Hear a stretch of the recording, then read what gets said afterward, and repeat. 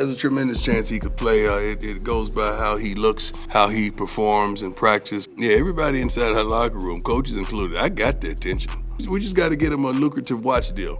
He can't keep doing it for free. He can't keep doing it for nothing. We got to capitalize now. He is my son.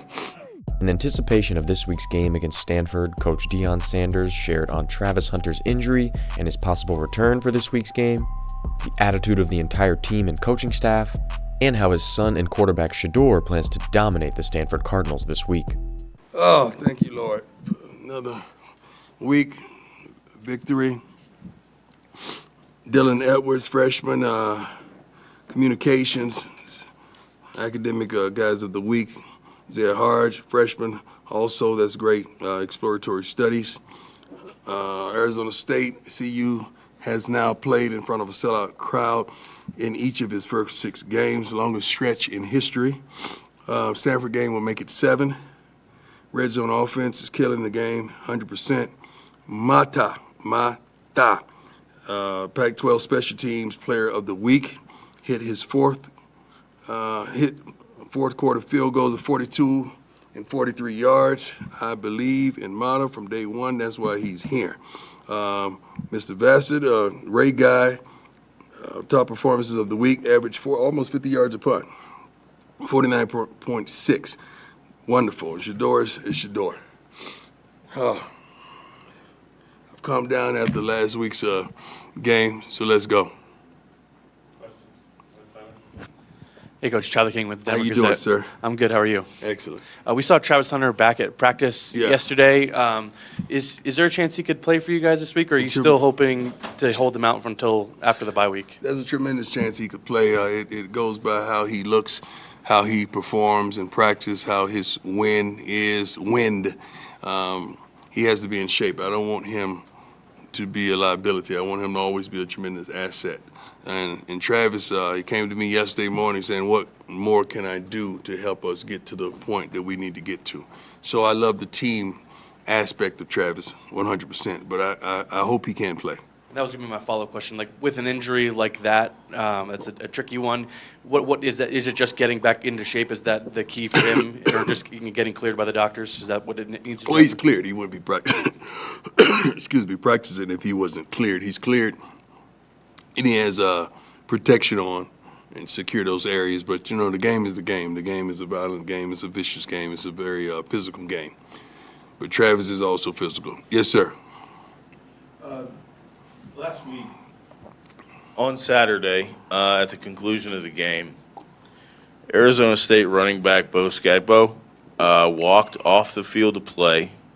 An assistant coach said something to him, and then he immediately turns and runs back into the field to play. Is there a concern that these cheap shots are going to start getting out of hand? I don't know if your analysis of that is correct. Okay. I don't know that because I hadn't seen it. I can't say the assistant coach told him to go back and do something crazy. I'm not going to go that far. All I know is Coach Dillingham and I spoke as early as Sunday, and we good. We're good. Mood point, we're good. Coach Pat Graham, Associated Press. Two-parter. I know you don't like to do them both, so I'll just do one first. There you go. Bowl eligibility is starting to creep in the picture a little bit. How big a deal was that when you got here? Was that was it one of the top goals? We want to win. I don't give a damn about no bowl right now. We want to win. If that's part of the packages at the conclusion of the season, winning, I'm all for it. Thank God when I was in college, we had opportunities to go to 4 straight bowl games, which was a true gift. It was wonderful. Me and my teammates enjoyed it. They had wonderful packages of bags full of gear and all sorts of things, surprises for you, and it was a great time. But that's one of my least concerns right now is a bowl. And then my follow-up would be, is hot garbage the next trademark term, maybe? I'm not the one that actually trademarks everything, but I have a tremendous team that does. Somebody probably already beat me to that. No, I looked it up. You're good. It's good. Probably somebody's going to beat me to that now. Hey, Coach, Jimmy Searfoss, 24/7 Sports. We saw a commitment in the recent days. What are you hearing from recruits at this point in the season? I think we're looking good right now. See, I'm not in it for the best recruiting class or this. We got to recruit what we want and what we need. I don't give a darn what type of star they have besides their names, because once they get here, that star is gone, right? I have yet to hear anybody say, touchdown pass by Shedeur Sanders, 4-star recruit. I don't, that's over. Once you get here, that's over. So I don't really care about that process, but you know how important the portal is for us. You can't even, all the guys that's going to be in the portal is not in the portal yet. So I love it that we're very attractive right now. We're very attractive right now to recruits, and they're contacting us by dozens. We're good. We're good. We're right where we want to be. Great question. Yes, sir. Hey, Coach, I'm Kenneth Lowe from KGNU Radio here in Boulder. And speaking of recruiting, I was just wondering if your recruiting plans have anything to do with recruiting locally, like Boulder High School or Fairview. They right there, right? I ain't hard to find. I'm not hard to find. Hi there. Ariel from right. Yeah, well, I mean, like the great rapper Hove said, allow me to reintroduce myself. My name is, okay. Yeah. Go ahead, sis. So you've had a lot of criticism after games, saying that you're disappointed in the effort. I have a lot. Well, you've been disappointed in the effort with certain groups. I've been critical. Absolutely. Yes. And so, is it about time to start kind of calling out certain groups, and like, how do you get the attention? I don't need to call them out. They know who they are. So how do you? In our meetings, I do. Sure. I can't do that in front of you guys. That's right. How do you start to, like, how does it then turn for the next game to get the attention to? No. I got the attention. Yeah, everybody inside her locker room, coaches included, I got the attention. So, yeah, this ain't a mind game I'm playing. This is real. So I say what I say, and I mean what I mean. I don't stutter, nor do I stumble. I make it plain. They know who I'm talking to. Do you think the expectation is different for this upcoming game then? There's lofty expectations for every game, for me. And I'm not going to change my standard. My standard is my standard. The way we practice, the way we prepare, the way we perform. My standard is my standard. I have a lofty standard. That's why I'm here. Coach Matt Smith, 104.3 The Fan. Yes, sir. We talked about the slow starts. We talked about it ad nauseum now. It felt like on Saturday night there was a moment where you maybe just hit your breaking point, right? Maybe just boil over a little bit more. And then I was watching the video from yesterday, and you had the message to the team about personal accountability, cherishing the moment, appreciating what you have. I was just wondering where the inspiration for that message came from. That stuff comes to me in the morning, man. I'm here early in the morning. I'm in that chair probably 4:55, anywhere from 4:55 to about 5:15, and I spend time with the Lord when I get here early in the mornings, and my messages derive from my thought process and just something that placed in my spirit.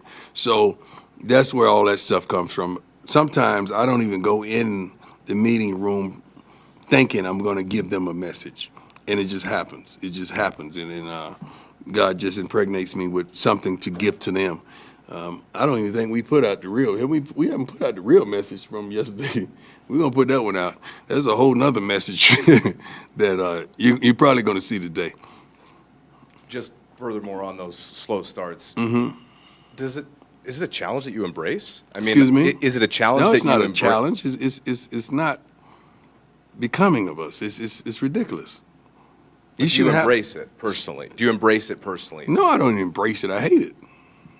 Embrace means something that you are endeared to, like, isn't it? Like, I mean more like, look, it's not going the way that you want, but it's another opportunity to try something No, new. that's not the definition of embrace to me. Like, if I embrace somebody, I'm welcoming it to me. That's what that. But I was talking means about to me. embracing the challenge. Because it is a challenge, right? I mean, it's not going. No, it's not a challenge. It's something that we got to do. Something that we got to do. Something we got to do much better. We're better than that. We're better than what we're showing. We're better than that, and we're gonna prove it. Hey, Coach, Jack Harlow with Buffalo. How you doing, Wire. Mr. Harlow? Good. Good. How are you? Stanford week. Just wondering what your thoughts are on that program. New coaches, well, I think it's back-to-back weeks, right? 2 new coaches, including myself, that's 3. We have a daunting task, not only defeating one another, but building our programs.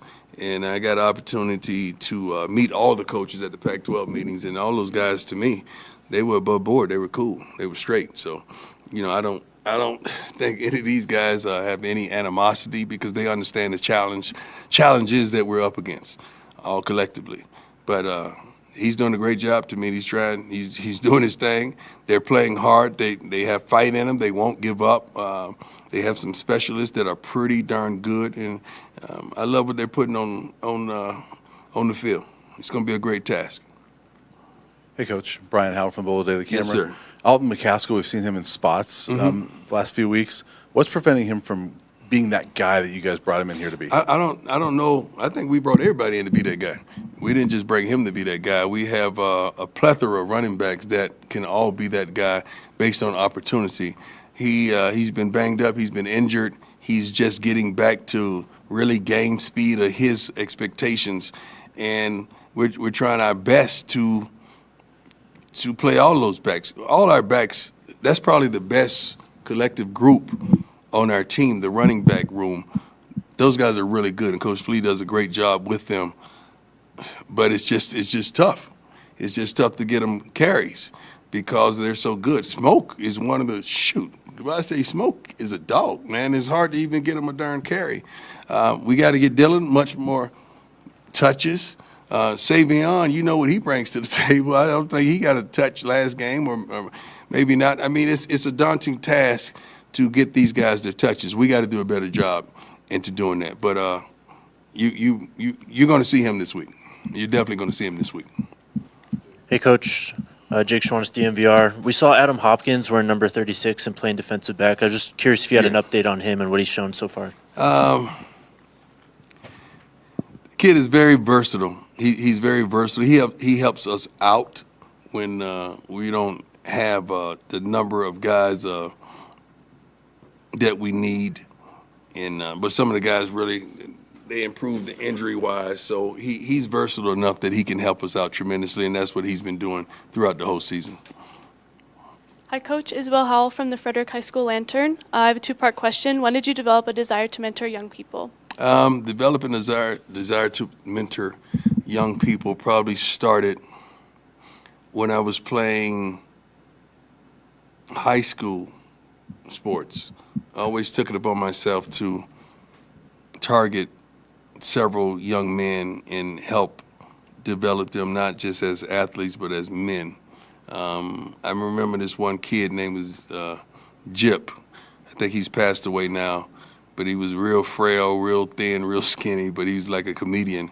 And he was a pretty good basketball player, but we made him our water boy on the high school football team, but he was my dog. Nobody would mess with him or joke with him or clown with him because they know he was my dog. And I used to pick him up every day from school because I had a car, and he got the best of the best. If I had it, he had it. So that affection, affinity comes from way back when, but understandingly, it comes from my mother.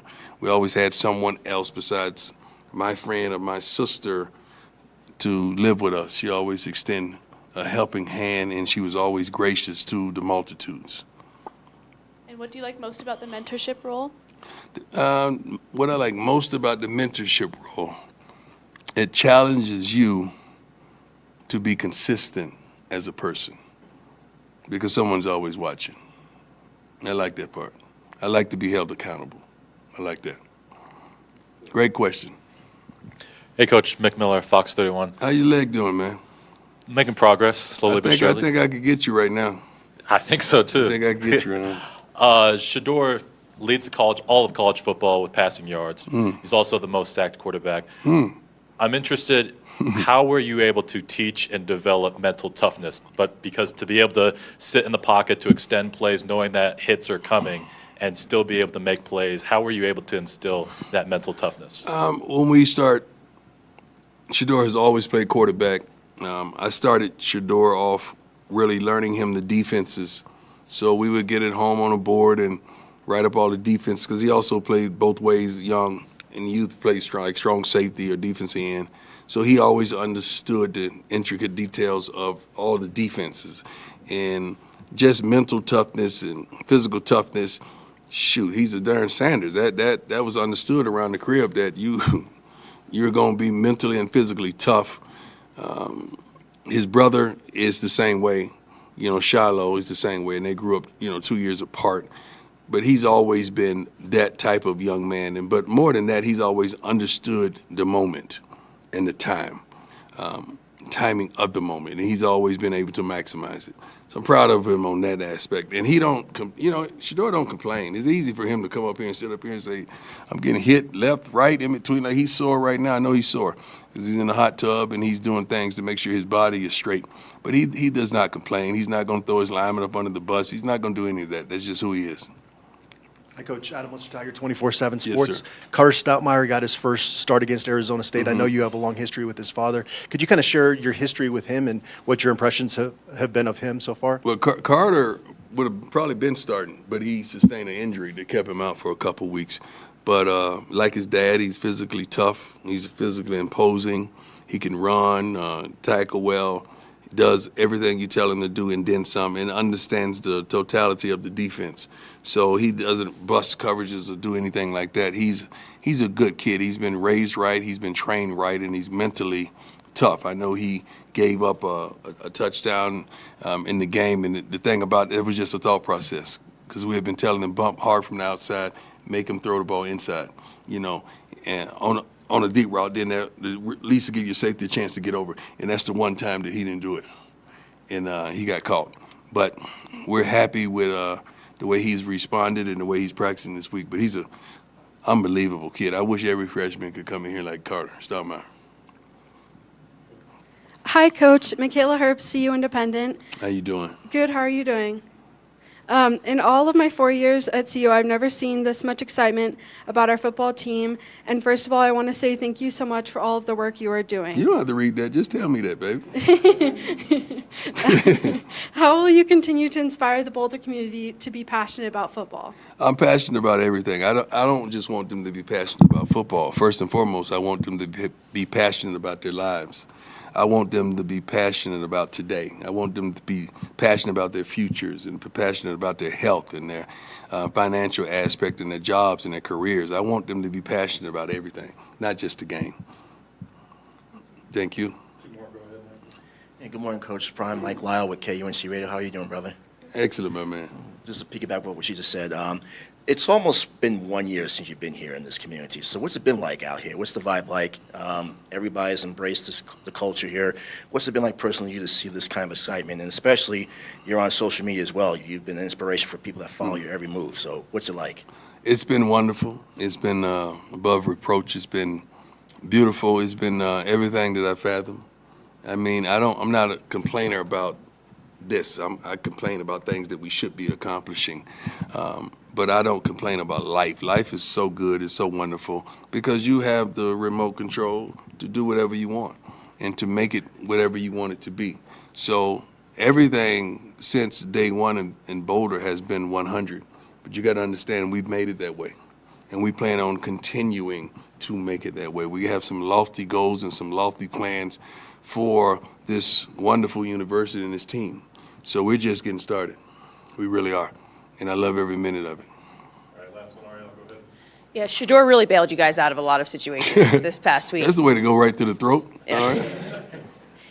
What goes through your mind when you see him have the ball with like the last 50 seconds? Like, what level of confidence do you have, not in your son, but in your quarterback? Well, I seen him come out. I'm going to let that sink in for a minute. And I know I had something special when I seen him come out. So I'm, oh, Lord, thank you. Thank you. You know, when I talk, I see stuff. I'm sorry. That just, anyway. Shedeur is, he's who he is.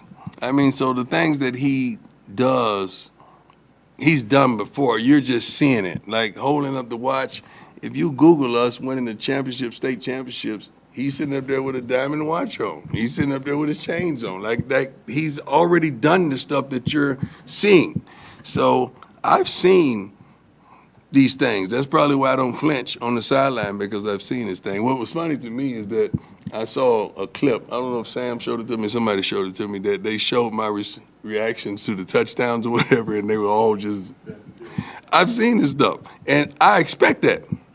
You know, it's like, I want you to play, they're going to bring you a cake, play surprise, you know, like you're surprised for your birthday. Man, I seen the cake way down the street. I ain't gonna jump in the hall and scream. I know what's coming. So the expectation I have of him as a quarterback is phenomenal. The expectation I have of him as my son is even more.